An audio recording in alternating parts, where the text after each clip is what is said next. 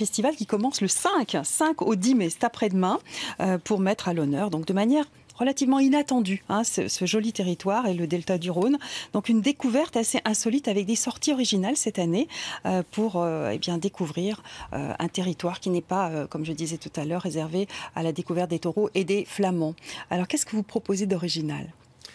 En fait, le festival, on a voulu un temps fort, on a voulu que tous les partenaires et tous les acteurs de Camargue puissent se rencontrer. Donc, on se rend compte qu'on travaille tous ensemble finalement sur le même territoire, on partage des tas de passions, des tas de valeurs, mais finalement on échange assez peu. Et donc on a voulu que pendant une petite semaine, pendant le temps d'un festival, on arrive à croiser nos regards, on arrive à croiser nos expériences, et puis on arrive surtout à communiquer auprès du grand public un petit peu les valeurs et la passion qui anime ce territoire-là. Alors nous voilà en Camargue, en images. Vous avez imaginé un village consacré aux oiseaux sur le parc de la Révolution à Port-Saint-Louis. Qu'est-ce qui va se passer ? Alors plein de choses en fait. On a voulu que le cœur en fait du festival soit à Port-Saint-Louis-du-Rhône, puisque c'est la ville qui est à l'origine de ce festival. Donc le cœur du festival est là. Le village de l'oiseau, c'est un village sur lequel on va pouvoir aller rencontrer des acteurs. Il y aura des stands, il y aura des animations pour les enfants, il y aura des ateliers de moulage, des ateliers sur les nids. On va pouvoir apprendre à dessiner.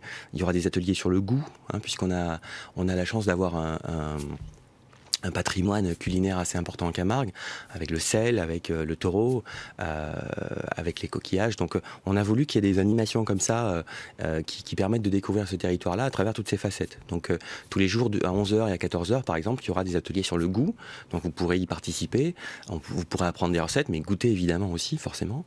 On a voulu aussi qu'il y ait des rencontres croisées, parce que c'était important que ce village vive. Donc on a voulu confronter nos regards. Donc on aura des journées thématiques, une journée thématique sur le riz, il y en aura une sur le cheval. L'idée, c'est aussi de faire découvrir le cheval, non pas à travers les images d'Épinal qu'on a l'habitude de voir, mais à travers vraiment les acteurs du cheval, et puis les évolutions possibles. Comment est-ce qu'aujourd'hui le cheval est considéré en Camargue ? Comment est-ce qu'on travaille ? Quel est son avenir ? Est-ce que c'est toujours le tri ? Est-ce que c'est un cheval qui sera plutôt dans le loisir ? Le riz, c'est pareil. Quel est l'avenir du riz en Camargue, puisqu'il y a quand même pas mal de problématiques autour de la riziculture aujourd'hui. Donc, avec des conférences, des guides. Tout à fait. Des conférences débats en fait. L'idée, c'est vraiment d'amener des regards.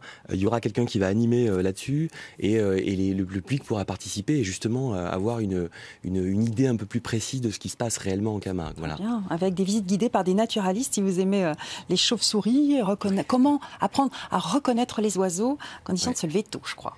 Oui, alors il faut un peu se lever tôt et un peu veiller tard. L'idée, c'est de sortir des sentiers battus, de ne pas proposer de sortie tout le temps à des horaires convenus, mais d'aller un petit peu tôt à la rencontre de la nature le matin, puis un petit peu tard le soir aussi. Quand elle s'éveille, quand elle s'endort. Tout à fait. Avec un point d'orgue. C'est une exposition photo vraiment exceptionnelle, avec les plus belles photos de nature au monde, suite à un concours qui est organisé, je crois, chaque année par le Muséum d'histoire naturelle de Londres. Absolument, oui. C'est la Wildlife. Donc c'est un concours qui est très très célèbre dans le monde. Et c'est la deuxième fois seulement que que l'exposition vient dans le sud de la France, parce que l'année dernière on avait réussi à la faire venir. Donc c'est magique, vraiment. Une centaine de tirages. Ouais, je vous invite à venir voir ça. C'est totalement insolite. Je pense que les plus belles photos de nature seront là. Plus d'autres photographes qui travaillent sur le territoire toute l'année. Qui vont venir. Et qui seront là aussi. Je pense à Thierry Vezon, à Jonathan Loire, et puis d'autres que je ne vais pas citer. Ça se passe où, cette expo ? Sur le village de l'oiseau, toujours pareil. Toujours. L'idée, c'est vraiment d'avoir un lieu central, d'où vont partir des sorties, où on pourra se retrouver pour manger, pour écouter. Et puis, quand les festivaliers vont rentrer de sortie, vont pouvoir se poser et découvrir à nouveau d'autres choses. Voilà, la Casamance invitée d'honneur cette année avec des films et une rencontre importante pour terminer avec l'un des écologistes les plus célèbres du monde. Oui, Haïdar El Ali, qui a été ministre sous deux gouvernements, qui est un écologiste hyper engagé, qui est vraiment une référence mondiale. Je suis ravi de le rencontrer parce que je ne l'avais pas encore rencontré.